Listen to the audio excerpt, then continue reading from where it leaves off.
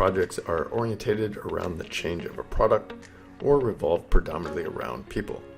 Project management in TLM has a robust array of options to help you define and manage the details of almost any project type. For example, if the nature of the project is going to revolve around a design change, in this case you would want to configure a project type to work with linked parts and drawings and check it as a Product Lifecycle Management Project, or PLM. On the other hand, this might be predominantly a change involving the people at your company, in which case a project type should be configured to enable those features. And this project type is part of the custom field system, so perhaps you would want to name it ADCAR, for example.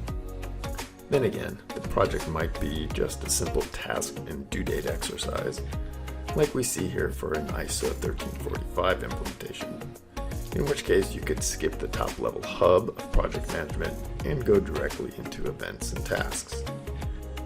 On the other end of the complexity equation, perhaps your project needs to manage multiple tasks in due date timelines that for whatever reason need to be separated but linked under the main project hub. Here we can see multiple events can be linked to a project. When the project involves any part of the bill of materials, adding the top level parts will automatically populate any and all components of these parts into a parts checklist in order to keep track of which, if any, will be impacted by the proposed changes.